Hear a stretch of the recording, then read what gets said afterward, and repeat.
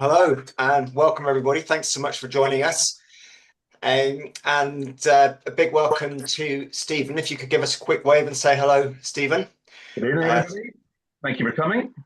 Stephen is our guest tonight and he's an ice swimming expert. I'll get him to introduce himself a little bit more in a minute. I've also got Lucy helping out tonight. Lucy is going to be monitoring the chat. So if you have questions as we're going along, please pop them in the chat and Lucy will just keep an eye on that and make sure we answer as many of those as we can.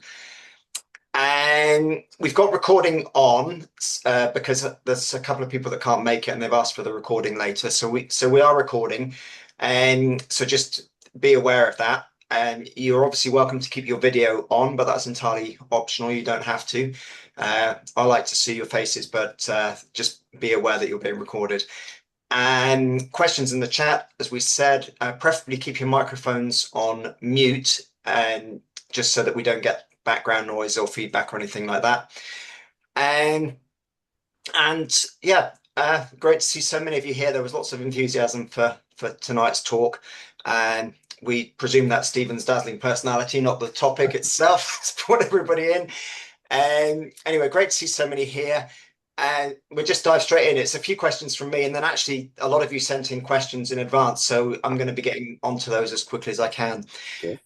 Stephen, just very briefly, can you tell us a little bit about how you got into ice swimming and what you find so attractive about it? Sure. I was formerly a competitive swimmer indoor. I transitioned into open water a long, long time ago, about 40 years ago, ironically, way before it was trendy. And then in 2016, I was talked into doing a channel relay. And up at that point, I was a wetsuit swimmer, and I knew I had to get used to the cold, cold in those days being 14 to 16 degrees. So I joined Henley Open Water Swimming Club and started swimming and continued right through the winter and discovered that I was able to do it, quite shockingly. And I became addicted to it. And we did the channel relay. And if anyone's done a channel relay, when you get back in the boat, having been to France, it's quite there's quite an anticlimax. And we were talking about what we would do next, and the general consensus was a solo channel, which there's no way I was doing. And I thought the easier option would be an ice mile. And there started my journey on ice swimming. And what, in terms of what you get out of it now, is you've obviously been doing this for quite a while, and I mean, I know you've had to be out of the water for a while, but you're obviously desperate to get back in. What keeps pulling you back to ice swimming? I think it's yeah, I haven't swum since the 21st of June, so it feels slightly fraudulent. Having had surgery, and I'm itching to get back in. I can't tell you. Um, I don't know. It's the sensation. There's no doubt about it. No matter how many years you do this, the initial pain never goes away. So if you're all looking for the magic, how do I get rid of the pain? Sorry, it doesn't exist. You've got to go through healthy hardship. But just, I love the sensation of that first 2 to 3 minutes of going through the cold water shock, and then this beautiful feeling of euphoria, where you know you're through the worst, and you, as you're swimming, you just feel as if you've got superpowers. And then, of course, it's about getting out before the superpowers disappear. I actually love the after drop. I will push myself towards mild hypothermia on every swim. So I will be shaking in the coffee shop, throwing coffee all over the ceiling. I find that a bit hilarious. I love just the intoxicating social camaraderie of this as well. It's very much a social thing. This is not really a solo activity by any means, and I think it is addictive. And certainly anybody who I swim with generally would agree. Anecdotally, open water swimming is still on a trajectory upwards. Huge, I think 8 million plus swimmers doing this now annually. And within that genre, winter swimming seems to be the fastest growing element of that. And that's possibly evidenced by the amount of people that wanted to join tonight's talk. Actually, it took us by surprise how many people wanted to sign up. I am going to come back to you a bit on that question of hypothermia in a bit. I think we'll talk a little bit about safety a bit later on. But earlier today, you sent me some amazing pictures, and I should have thought of sharing those with the group actually. But you sent me some amazing pictures of swimming. I think it was in a lake with a mountain with snow on it behind. Is that is part of the reason that you like this sport? Is the places it takes you to and the scenery you find yourself in, or is it the cold itself? I mean, could you do it anywhere? Could it be a bathtub in a ditch or something, or is it this the scenery that you experience? Is that a big part of it? It is a bathtub in a ditch. I would love to say it's the scenery, and I've traveled the world for that. But alas, no. Those pictures were Svalbard actually. So that is my goal: to go somewhere like Svalbard and swim around icebergs. Lewis Pugh, U Ambassador to the Oceans, really pioneered this many, many years ago, and it's now becoming, I would certainly wouldn't say mainstream, but more and more people are doing it. But you can get cold water. You don't have to be. I mean, I think certainly on the competitive side, it's traditionally Eastern European countries that have thrived and have done this. Things like the Epiphany swims, and in the US, the polar bear swims. But certainly here, UK, British Isles, Ireland, we also have good cold water, often sometimes colder. Ice on a lake can actually keep the water slightly warmer than we get here. So I think, again, anecdotally, British Isles leads the world in terms of the number of people doing this. And I know that a lot of countries look at this with envy, what they're doing. But if we can get to somewhere environmentally beautiful, scenic, absolutely, we'll do it. I mean, in January, the ISA held their World Championships in Mulveno in the Italian Dolomites. I mean, it was stunningly beautiful. And in March, early March next year, the International Winter Swimming Association is going to Oulu in Finland for their World Championships. And that will also be stunningly beautiful as well. I wonder if we should just take a little step back and just maybe talk about what you actually mean by ice swimming. I mean, is it a recreational activity or is it a competitive activity? Well, for me, it's become competitive. Again, I didn't set out to do that. It just happened. For me, it was all about just getting into cold water, pushing myself, see how much further I could go, how much colder I could go, could I stay in longer? And then in the pursuit of the ice mile. And when I decided to do an ice mile, there was still, I think it was only 260 people worldwide had done one. I wanted to be sub 500, and it took 4 years to be able to do it. Not so much the ability to do it, but the logistics of an ice mile are incredibly complex. A lot of driving to get there and find it's 5.2 degrees, and that won't count. So ice swimming is 5 degrees or less. And again, that's the slight problem with British Isles is we don't really get the weather to take us lower than that. So we're looking for shallow lakes. Shallow lakes or shallow bodies of water will drop if we have a week of frost. The temperature will plummet, whereas deeper lakes will hold their temperature a little bit longer.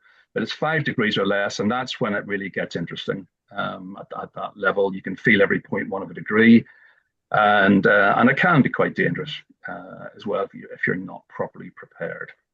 Yeah, and again, the danger element and the risk element, I think is something we are going to come on to it in a little bit. So again, we've got a wide range of people in the Zoom room, in the virtual room tonight. I imagine some of them have already been winter swimming. Some of them may have done ice swimming. Some of them are possibly quite experienced. But for those people who are relatively new to winter swimming and ice swimming, can you talk about how you might progress from being a summer outdoor swimmer to a winter swimmer to an ice swimmer? How you might go through that process and what you should be aware of along the various steps in that journey? Yeah, sure. So I think obviously ability to swim, I would certainly say very competent, at least at 200 meters. Whether whether that's breaststroke or front crawl, it's entirely up to you. Front crawl or freestyle is the magical one. I'll explain that in a little minute for me anyway. Um, Easiest to start in the summer, when it's pretty easy to get in, and just keep going. So as the temperature drops, just keep going in, and you will be amazed at what you can do. I say I was a wetsuit swimmer. I can remember going to Tooting Lido many years ago. It was 11.3 degrees, and there were tears in my eyes. It took me half an hour to get in.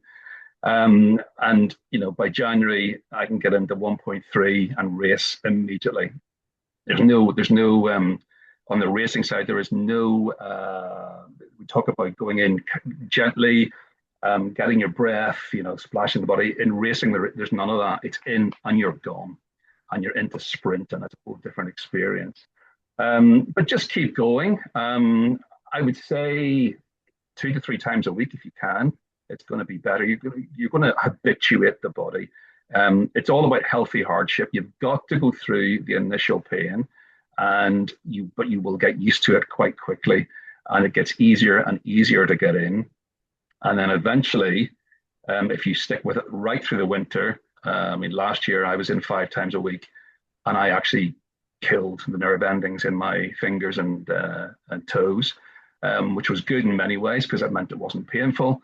But then you've got to wait 3 months for them to grow back again. And they are back, and of course we'll go through the same hell again as we go back in. I haven't been in the water since the 21st of June. Today, up in Stonehaven, we have the IASA British Champs starting on Saturday, and I was helping fit the lane ropes, and it's just over 5 degrees, and it was absolute agony putting my hand in at that temperature because I'm just not used to it. So I'd have to go through it again. So it's really just keep going, do it with a group of people. People who are dedicated as well, and you won't then chicken out. You won't think of an excuse when the alarm goes off. You won't stay in bed. You will go.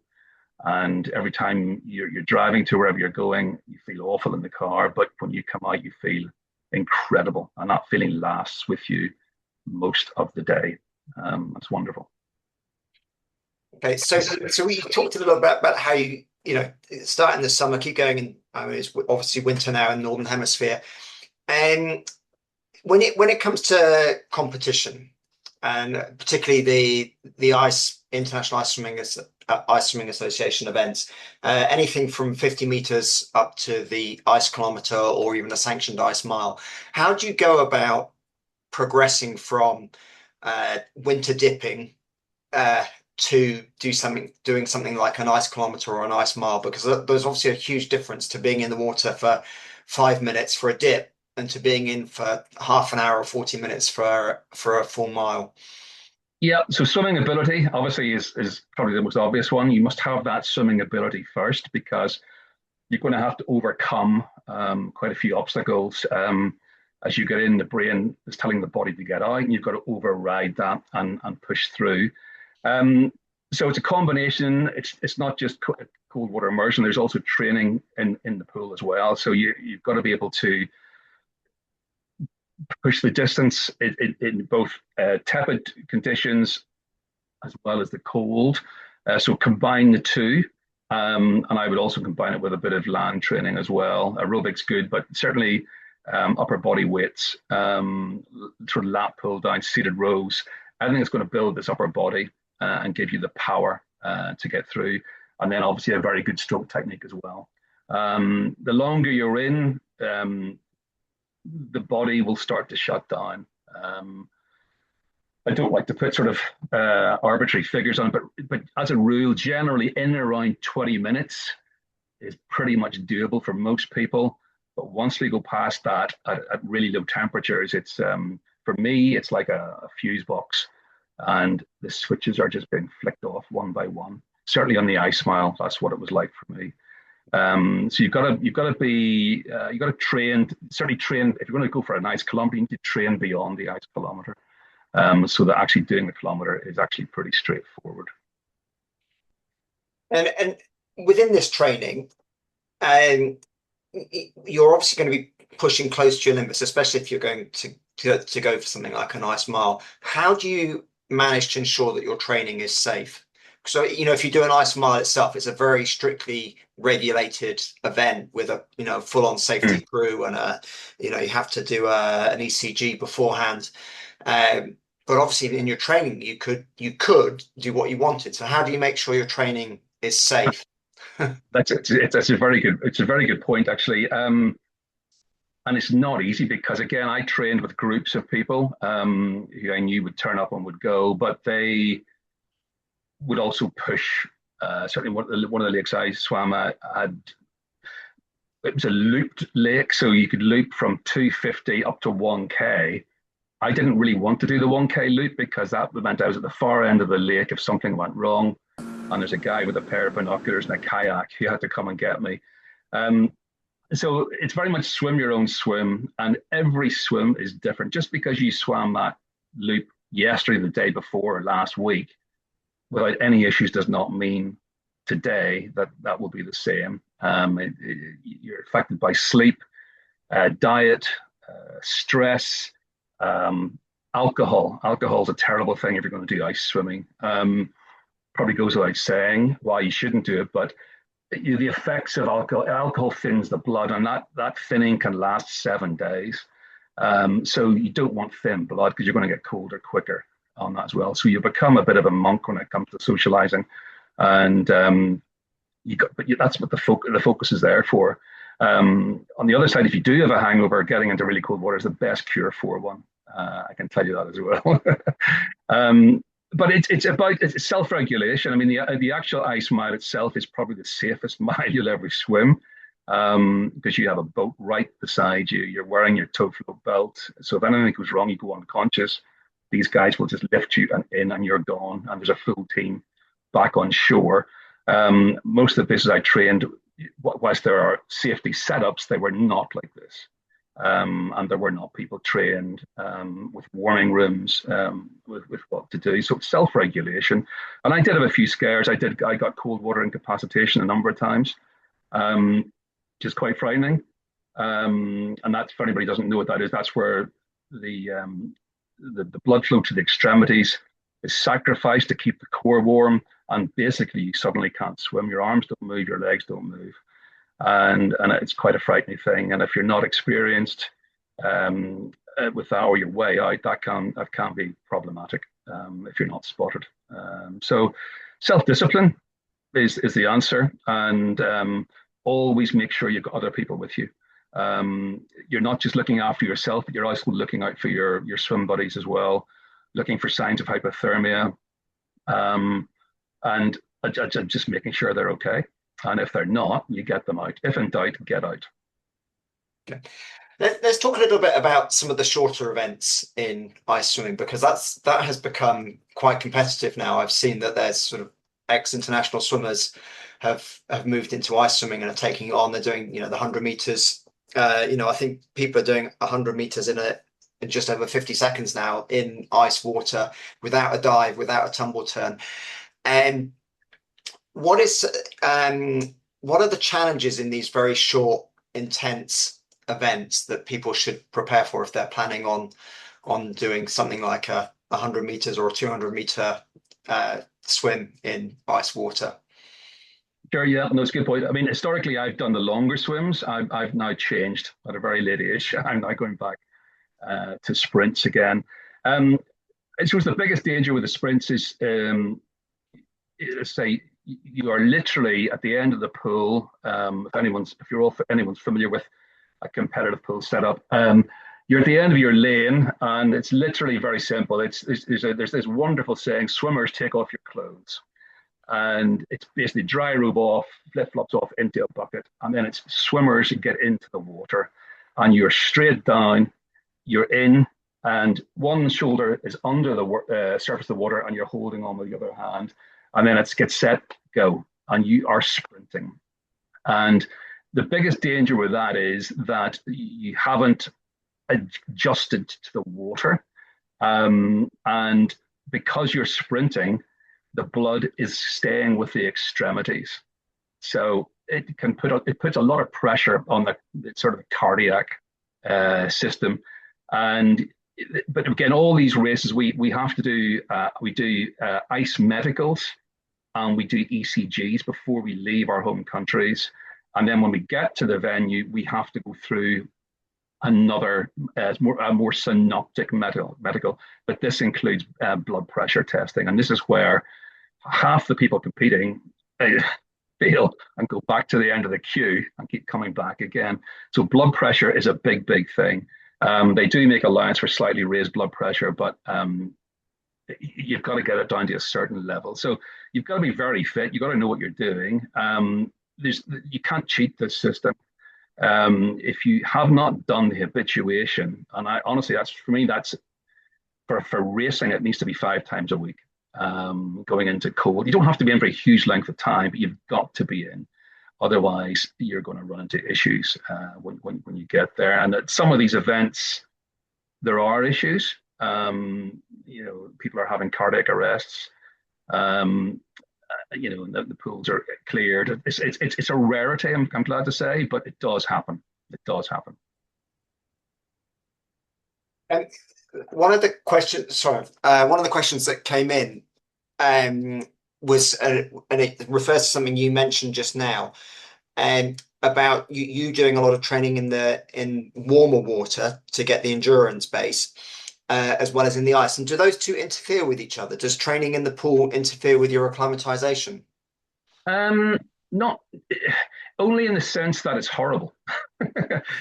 I train on an outdoor Lido, which is heated, but at least I'm outside. So if it's snowing or it's raining, I'm still getting that element. I struggle to swim in an indoor pool. It's got a roof. It's too warm, and strangely, I feel claustrophobic in a building with water. I don't like it. I can do it if I have to, but I don't like it. But it doesn't really interfere in the sense of if you're swimming in 30 degrees, it's not going to take away your habituation of being in 4 degrees the day before. If you keep doing it, it's not an issue. It's not an issue at all. But it's just horrible. It's not nice. Okay. And we had some questions that came in about breathing, and I think we've already touched on this briefly. That is obviously one that your lungs, heart and lungs, come under pressure when you get into cold water and you immediately start swimming. Do you have any tips for those first 20 seconds of the swim where it feels like you've been, kicked in the guts and all the air's been taken out of your lungs? Each one's different, but it's head position is very important. So it's water on the hairline. You're looking down. You're looking roughly 1 to 2 meters forward. The breathing is to the side. So if you're on an axis and you're literally just turning to the side, so you don't want to be lifting the head up, looking at the sky, and you certainly don't want to be looking back either. So the head position is very important. And then it's just getting into that breathing very quickly. So I will blow bubbles. So if I'm breathing out of the water, I will be blowing bubbles on the top of my mouth on the palate. There's a lot of nerve endings on the palate, and I nearly sometimes whistle to myself as well. That seems to, even if it's just a psychological thing, seems to help slightly. The biggest issue for me, it's the ice cream head, the pain that comes with that. Ironically, I've never had that at a competition, but I get it at the lake or the river, wherever it is I'm training. And it's a question of just the head going in. When you can't take the pain any longer, bring the head back up, do a bit of breaststroke. As soon as that starts to ease, head back down again, go again, until you've numbed up completely. At competition level, I think there's an element of adrenaline that just takes over. I don't know how we do it. It just happens, and you do it. Also, it's slightly different. IISA tends to race in pools, and IWSA tend to be in the open water, and each place is different. Pools, unheated Lido pool is the most brutal environment of water. So if you've got 5 degrees sea, 5 degrees lake river, 5 degrees pool, the pool will feel the coldest. It's just still water, and it's horrible. when we did IWSA, every 2 years they do the World Championships. The last one was Tallinn, Estonia. We were in the harbour. They created a pool for pontoons. Um, we had surface ice, which had to be broken every morning and lifted off. But there we had purple LED lights, which acted like a black line under the water. That was incredible because it's just black. You can't see anything. If those lights hadn't been there, you would have been into the lane ropes quite a bit. So it's just in, focus, go, get to the end, turn, back again. Turns are very important. You've already identified no diving, no tumble turns, and no pushing off the wall for more than 5 meters under the water. If you do, you're disqualified. And you're quite right. In Mulveno in January, the 100 meters freestyle men's was 1 in 53.17. Phenomenal. These were all ex-Olympians that were in this level. Luckily, they're all younger than me, so my level, my age group's fine. Yeah, I think that's a point worth making, that that you do compete in age groups at ice winter and ice swimming championships. Is it 5-year bans or 10-year bans? I can't remember. 5 year bans, 5 year bans. So but there's always, as soon as somebody moves up, there's another whippersnapper coming in. So it's you can never win. Okay, one of the other questions, we're back on the topic of acclimatization, really.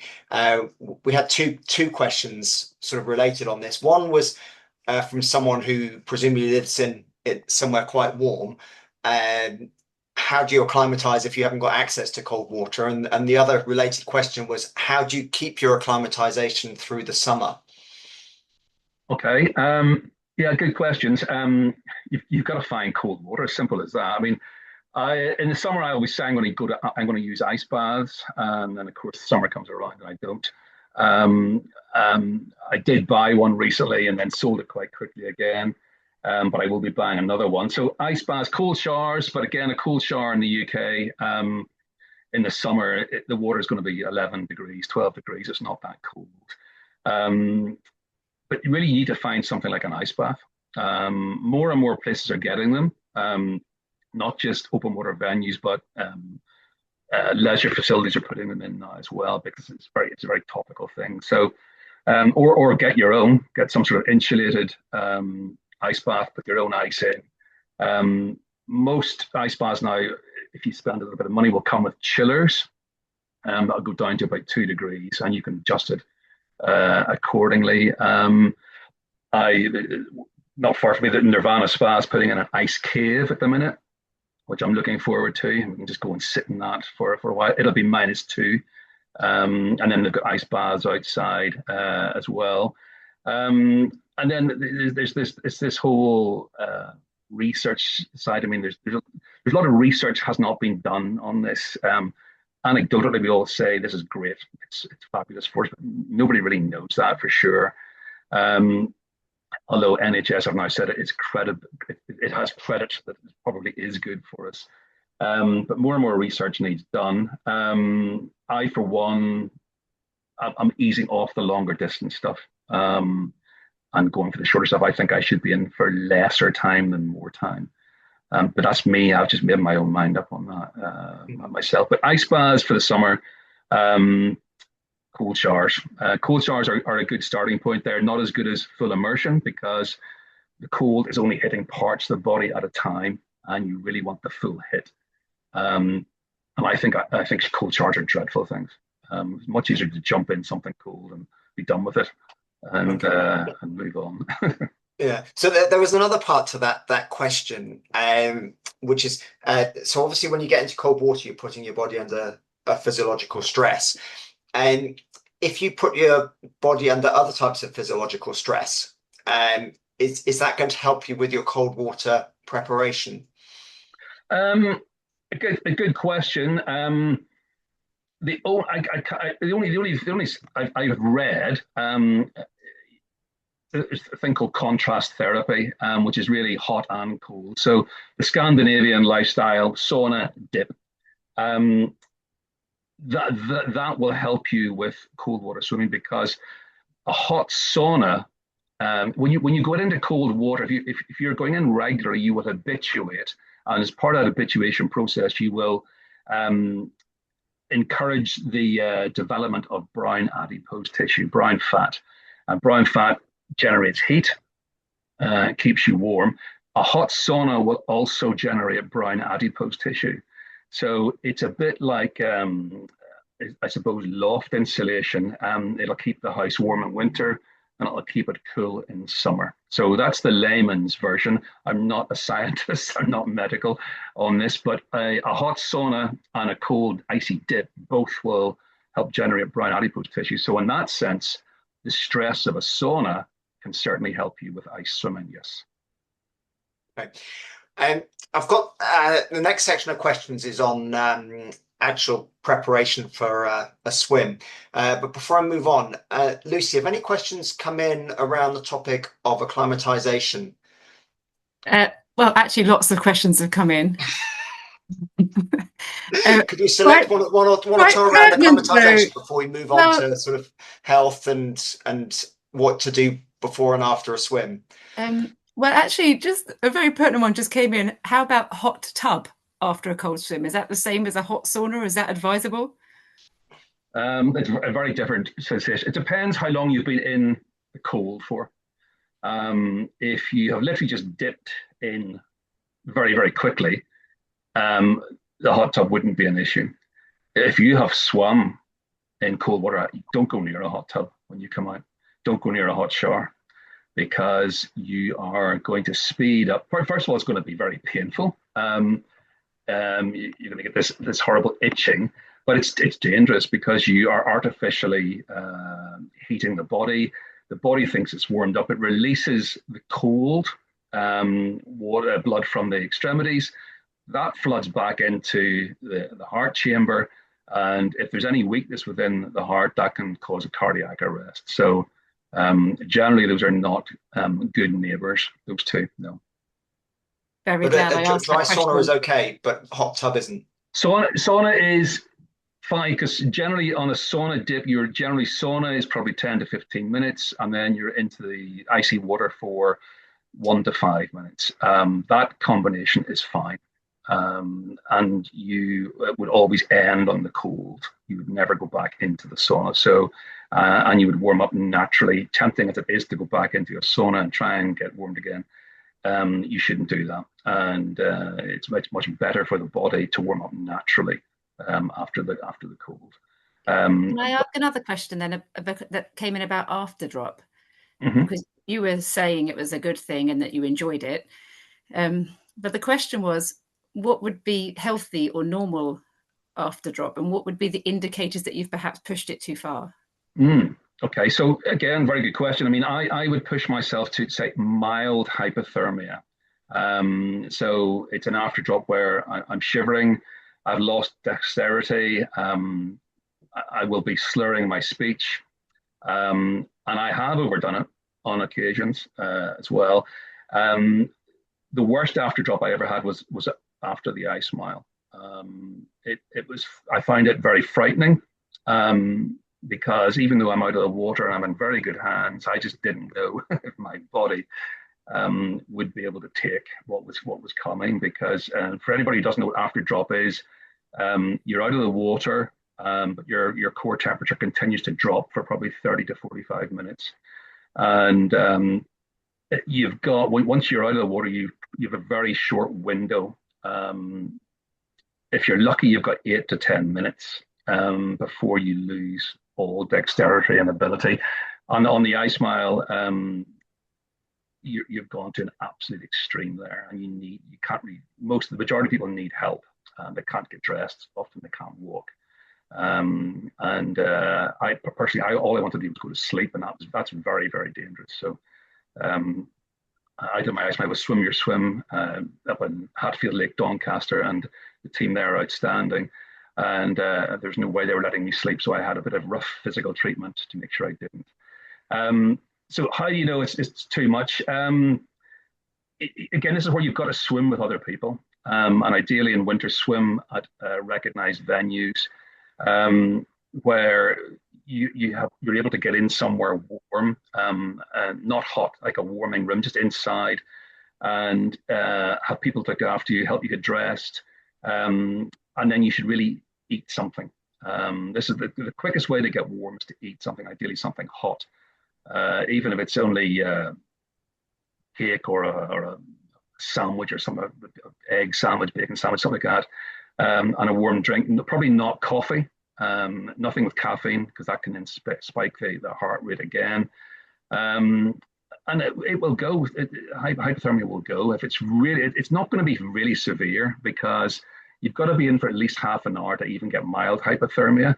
And anybody who's swimming certainly in a looped course is going to know they're not feeling well and they're going to get out. So you're not going to have really severe stuff. That's for the Arctic. Basically, don't panic, but have help. There must be help there. But you never do this on your own. Is anything else on acclimatization, or can I move on to? Well, there's a couple more things. You have just mentioned having a drink and having something to eat. There was a question that came through about nutrition, advised nutrition for ice swimming. Yeah, that's kind of the next section, actually. So, okay. And one more question that came through earlier on, which was about if you've been obviously doing acclimatization and then you've had an injury or you've been ill and you're coming back to it, what would you advise if you've had a gap in your acclimatization? Very, very slowly. So I've had a gap now of nearly 6 months, and I still hope to swim in Finland in March. And I'm not sure how I'm going to do that. I'm not allowed in the water for at least another 6 weeks. So that only gives me 6 weeks, having done no physical exercise at all. I'm not sure I'm going to be able to do that. So very, very slowly, little steps. So when I next go to the lake, I may be lucky to get up to my knees. I would imagine it'll be so excruciatingly painful, and I'll have to turn on my heels and get out. But I'll come back the next day, and I'll go to the hips, and I'll come back the next day, and we'll go higher again, and we'll just keep going in and in. But I've got probably 60% retention from last year. I'm not starting from scratch. And I've been doing this since 2016. So the good news is you do roll over, habituation rolls over, you will retain 50 to 60% of your tolerance year on year. But I've never had a gap like this. So I'm in new ground for this one. But I do a bit of swim coaching. I have been approached by 2 people in the last couple of months who have both had surgery and want to know how to get back into cold. So I don't know. I'm sort of treading light, but gently, little steps. I mean, Professor Mike Tipton, who runs the Extreme Environments Laboratory at Portsmouth University, has said generally 5 2-minute sessions a week will help you with 50 to 60% retention. And Dr. Susanna Soberg, who's a Danish doctor, talks about 11 minutes a week split into probably 3 swims being enough to get in. All you've got to do to get the benefit of cold water is go through cold water shock. Okay, so once you've gone through the horrible pain of that and you're starting to feel all lovely, you can actually get out because the goodness is done. Okay, staying in longer and longer, certainly anything beyond 20 minutes I would say is questionable as to whether it's good for you longer term, but there's no research on it as yet. So short, little and often, a bit like diet. Well, we have some one question on nutrition and some questions around pre and post swim routines. So that sounds like quite a good moment to move on to those. So what do you eat before an ice swimming event? What and when do you eat? I think it's probably. Yeah, I mean, it's be quite disappointed. Probably for whatever I can. It's like whatever's available. Ice swimming tends to start early. I say historically I've done the longer events, so I've been doing the 1K. They generally start and they start early. So, for example, on Saturday here in Stonehaven, the 1K starts at 8:30 a.m. That's the first heat. And you need to have registered before that and had your breakfast wherever you're staying and have driven to the pool. So you're going to be up early. But it makes sense. Pretty, it's a carb porridge if I can get it. Honey, banana, probably nothing much more than that. But you certainly enough to keep you going. over that. But you don't want anything too crazy. For my ice mile, it was obscene. It was a bacon and egg roll.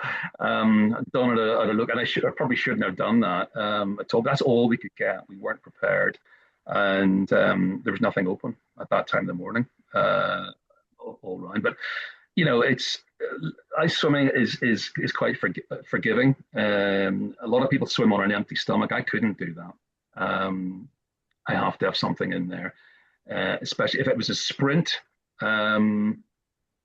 Probably even less. Might even just stick with banana and an oatmeal bar or something like that. But certainly for 1K, 500 meters, 1K, porridge, banana, honey, that sort of thing. What about if you're doing if you're going to a competition, you're doing several events in the day, doing the 100 meters and the 200 and the 500? Would you try and eat between the swims? Yeah, yes, definitely. But it might boil down to just energy bars. Again, just keeping that level up. Protein will help a little bit. Ironically, cheese, little cubes of cheese, because a lot of this isn't glamorous. So you're hanging around in the cold on the edge of a pool. There's generally nowhere to sit. But yeah, just little bits that's going to give you the energy and keep the edge off. If you can find somewhere it's doing something like ham and cheese toasties, something like that. It's combining a little bit of carbohydrate and protein. Absolutely, that's what you want as well. There's an element of comfort food in this sport because it is so cold, and that's not just in the water; it's outside as well. Stonehaven today was absolutely freezing, the air. So hats off to anybody getting into that pool this weekend. Yeah. Okay, so another question that was quite interesting came in. It's about your pre-swim routine. Do you do any visualization before particularly before a competitive ice swim or a challenge ice swim? And what does that look like or sound like in your head, or can you describe that? Well, I would say, again, if anyone's entering any of these competitions, enter a few extra ones that you can sacrifice for the experience of them. So, because these when you get to the competitive level, you're in holding areas, and then you're being called out in your heat numbers, and you're being walked to another area, and then you walk through to the final area in front of people, spectators. And it's quite a nerve-wracking experience. And then you're out onto the pool side, and once you're down the pool side, things happen very, very quickly. So if you can do a few events first, just to get that experience, whether you perform well or not is irrelevant, because you're saving that experience for what's coming down the line. Also, it's always good to get the first race over with.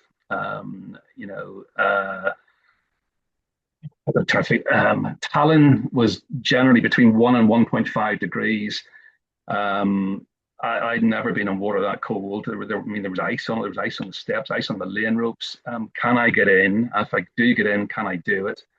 And what I didn't realize, everybody else was thinking exactly the same thing. And Mulveno was similar at 1.3. So once you get the first race over, you feel a little bit better. And as the week goes on, because a lot of these events are over a week, not just a weekend, each swim gets easier and easier. Apparently, it's a bit like running 6 marathons day after day. Not that I'd ever do that, but apparently it does get a little bit easier. But I will always visualize, getting into the water, the start. I will always try and get a good start, and I visualize each length, the turns. Tallinn, I loved that purple LED line down the pool. It was mesmerizing. It was just a purple light, long light, and black. And the turning boards come on you very, very quickly. You can't see them, even though they're white. Suddenly they're there, and you smack into them. And you've got to get your turns right as well. So these races are won and lost on starts and turns. And so say if you, I know you're not racing tomorrow, but you're going to be there. If you were racing tomorrow and you're in your hotel room tonight, would you be going through the routine or what you have to go through, or would you try and put it out of your mind, or would you be thinking through how you're No, going to approach the event the next day? I would be thinking about it. I couldn't put it out of my mind at all. I'd be thinking about it the whole time. But again, I would try and pace so I'm not doing too many events. Certainly no more than 3 a day. If I'm doing a 1K, I wouldn't do anything else in that day, because that takes a lot out of you. Um, but yeah, I'll think it through. 1K is a tricky one as well, because you're counting, in theory, what is it, 20 lengths. You're counting those in your head, but we have lap counters at the end of each lane telling you how many lengths you have to go. And it's amazing how you lose count on that. I did the 1K in Mulveno, and when I pushed off, I think on the 15th length, I really thought I'm going to die on TV. I mean, it was horrendous. And I was actually 2 lengths short of where I actually was. So I had 2 lengths less to do, but my mind was already going at that one. So when you in the water and you're swimming, I don't know, you're 6 lengths in, you're 10 lengths in, whatever. Do you have any like mental strategies that you can turn to help you keep going, or do you have any like, if I feel terrible, I will do X, or I don't know, do you have any sort of pre-prepared mental strategies like that? Um, Not so much. I mean, in Italy, for me, the reason I kept going is because there were people watching me back in the UK who, you know, and, you know, who, it sounds a bit pompous, would look up to me on ice swimming, and I thought, I can't get out because they're watching me on TV. I'm going to have to finish this damn thing, and that pushed me through. If I'm totally honest. Also, the other thing is when I'm going through pain. I think of other people who are in worse pain, some people who are no longer here, who have had dreadful things. A very good friend of mine had breast cancer and lost the battle at 56. I think about her a lot because I think she would love to be here to have this pain and just suck it up and get on with it type thing. So that's what I'll do. There's always somebody worse off, and I do this through choice. And again, the euphoria of it at the end is amazing. But say 1Ks now do worry me at this temperature, so I backed off them. I didn't, even though I'm not swimming this weekend. I had entered various events, but not the 1K. And IWSA, the longest distance they'll do at this temperature is 450. Yeah. So can I ask something? Yeah. Yeah. There's definitely some very expert swimmers who are putting questions and comments in the chat. One of them, who asked a psychology question earlier, has just suggested that the purple light in Tallinn could be a brilliant visualization tool. Is that something that you might employ in the future? I agree, absolutely. And it's one of the things we're looking at, certainly within IASAGB. I mean, we're all volunteers. We run everything on a shoestring. We need sponsorship. And one of the first things we want to do is get these LED lights in for open water. So that at the minute, we hold some events at Rother Valley, Sheffield, and we would love to have something like that there as well. But it is it was intoxicating, that purple light. I can't deny. I've not really thought about it like that. But it was. It's like a moth drawn to the light. And I find it incredibly comforting. In a strange way. I've never really thought of it from a psychological perspective until now. So whoever asked that question, well done. They definitely are an expert. There's also some others who are clearly doing this sport. They're asking, what does a good start look like? What does a good turn look like? How do you actually do it when you don't go underwater? How long have you got? So we've got about 10 minutes and I've still got all the questions on health to come. In the ice swimming, when you get into the pool, you've got one shoulder says got to be under the water, so that arm is out, and you're holding on with the next one. Your feet are up, your knees are bent on the wall. When it gets set, I will pull myself up a little bit, so when that gun goes, I'm actually getting a leap through the air. I'm trying to get over the water a little bit as well. And then under the water, okay, bearing in mind I've only got a 5 meter maximum. I want to take it to the 5 meters. And that's not easy because you've got to hold your breath. So most people can hold their breath for at least a minute. Once you get into water at this temperature, we're down to about 10 seconds maximum. And yet we're exerting here as well. So this is horrible, since not being able to get air into your lungs. The turn, you come into that wall, you want to come in hard. You hit that wall, and it's immediately you're swiveling, and again, arm over, and then you're away again underneath. So you don't want to be grabbing onto anything. In hard, flat of the pan, boom, and away. And certainly in my local lake, one of the things I've been trying to get set up is like a faux 25-meter pool with turns that we can actually practice, because there's nowhere to practice this stuff in this country. And we've got to get better at it. I mean, the Estonians, the Finns, the Polish, oh my goodness me, they're machines in terms of the organization that they have for these things. And and yet we still perform very, very well. We definitely punch above our weight. Can I ask one more thing in addition, because it came in earlier? Yeah, is there of course. any precise advice or any different advice for a butterfly turn if you're doing ice fly? Well, the butterfly, the only difference is you're coming in with both hands together. So you're coming in both, bang, but it's the same idea. You will drop then one hand and you're back through the side. So it's like a swivel. You're going back into the fetus position as quick as you can and away. Okay. Same breaststroke as well, touching with both hands. Backstroke is a different thing altogether, because you're allowed to swing onto your front now. There's so many confusions on backstroke at this stage, but it's got to be fast. It's not a siesta. Luckily, nobody seems to have asked about backstroke. Not that I've noticed. Okay.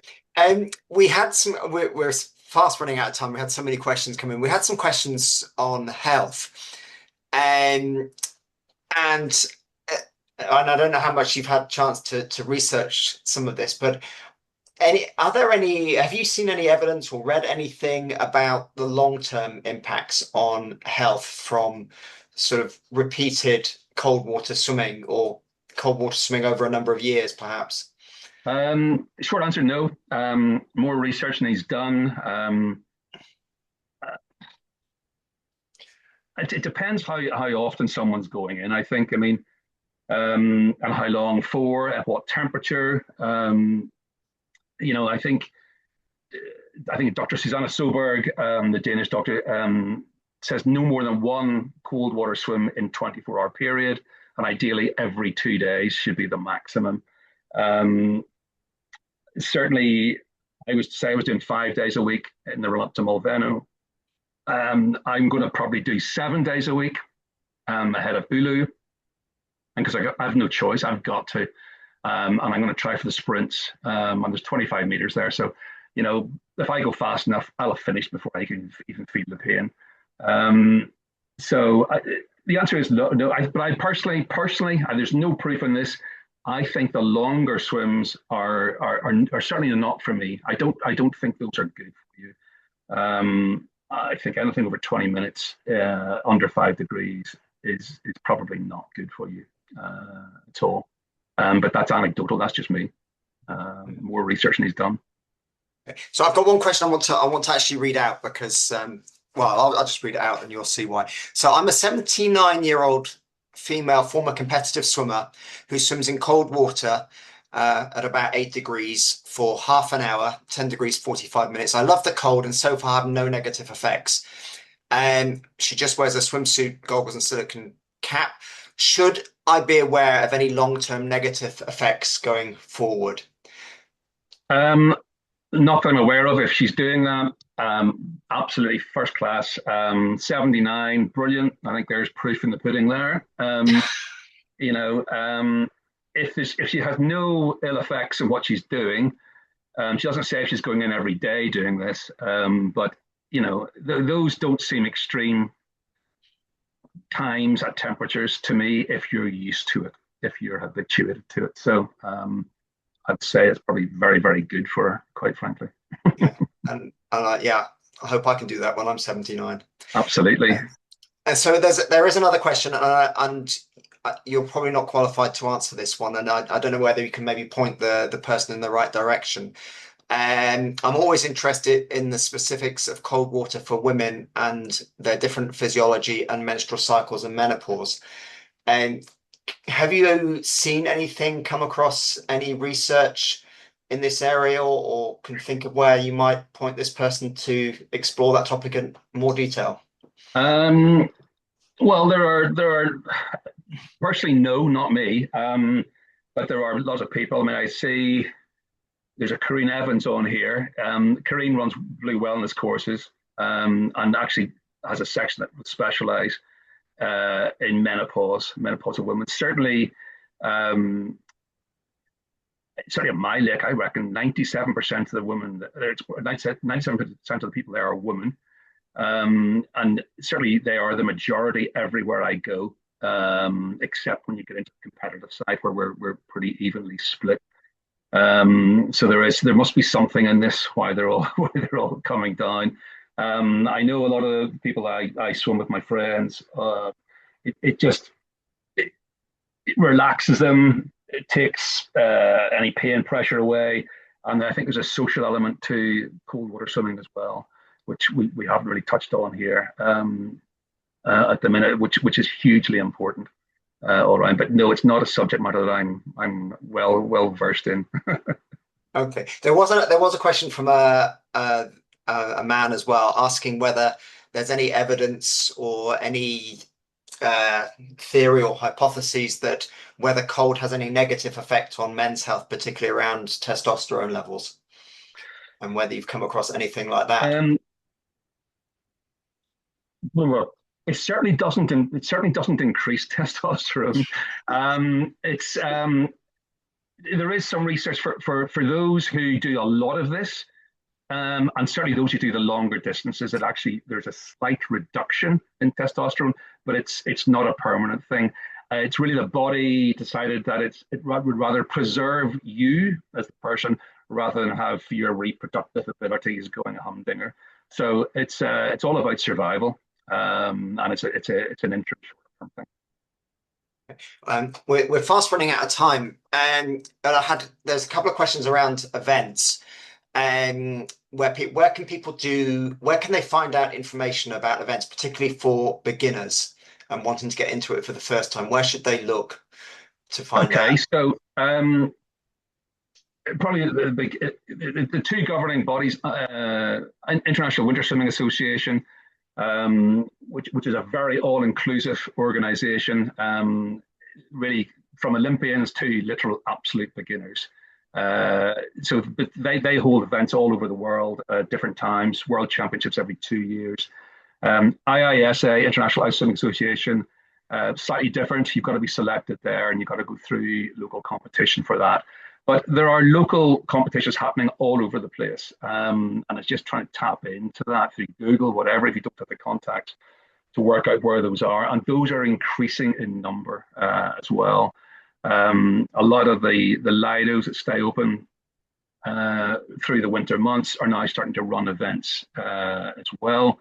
So it's really just checking those out. And once you get into the cycle of it, you will, and the networking, they will all come through. But it's still relatively new. UK, there's things like Popsicle down at Portishead Lido, which is quite a fun element to it. We no longer have fish at Parliament Hill, although rumour is it might be coming back. But there's a lot of the Lidos have their own winter swimming competitions, and there's the really cold water swimming championships. Those are held at Rother Valley. So you just got to basically do a bit of research, tap in. Read Outdoor Swimmer magazine and check our website as well. Absolutely. Sorry. Is that what you're trying to say to me? Absolutely. And start and have a bit of fun with it, and then see where it goes. I mean, I didn't set out to be doing what I'm doing now, but I'm loving it. And as you say, the age group thing has kept people like me going, and I hope to be doing this for a number of years. Yeah. Okay. And then there was another question about events in Canada or Northwestern America. I don't know if that was, we've got Fred Martin, who I met in Montenegro on the call from Canada. I don't know if that was his question, but there was a question about events in that part of the world. I don't know if you've come Yeah. across anything. Not events as such, but again, I would look at IWSA and IISA on that, because these are global organizations with country specific organizations within that. They'll be the best ones, I would have thought, to go through. And then again, I would imagine there must be a local element there as well. I mean, I don't mean, I think the polar bear plunges are mostly New York. So I don't know where you're based, Fred. Are you US? Are you Canada? Are you both? Well, he's figuring out how to unmute himself. Don't worry, don't worry. I think I've covered all the questions that were sent in. Lucy, is there anything else come in that's been your mute as well? BC. He said, "I'm British Columbia." Okay, so you really are in the cold zone. I'm not sure. You probably, I think, IWSA, IISA, see what the locals are there, and push it from there. If I can find anything out, I'll let Simon know. Maybe Simon can forward you some details. And Lucy, is there anything sort of different, off topic? I know we've kind of overrun a little bit, but anything that doesn't take us half an hour to answer that could. And I think you've kind of covered it. I hope people were actually looking at the chat, because lots of experts that were in the audience were making suggestions about things to read, where you could go to look. So I kind of wish people were in the chat. I think you've covered it. I had a mini question, which is about you saying early on that you killed your nerve endings. Is there not a danger that they won't grow back? Eventually, I think yes, but I don't. Again, there's no research. I don't think what I do is particularly terminal in that. I got very bad chilblains last winter in the toes. Toes were going purple, but they all seem to recover and come back okay. Certainly, I believe Lewis Pugh, who swam around icebergs, I believe he has now done permanent damage, and they're not growing back. Which is why he has now stopped doing that. But I think, again, within short swims,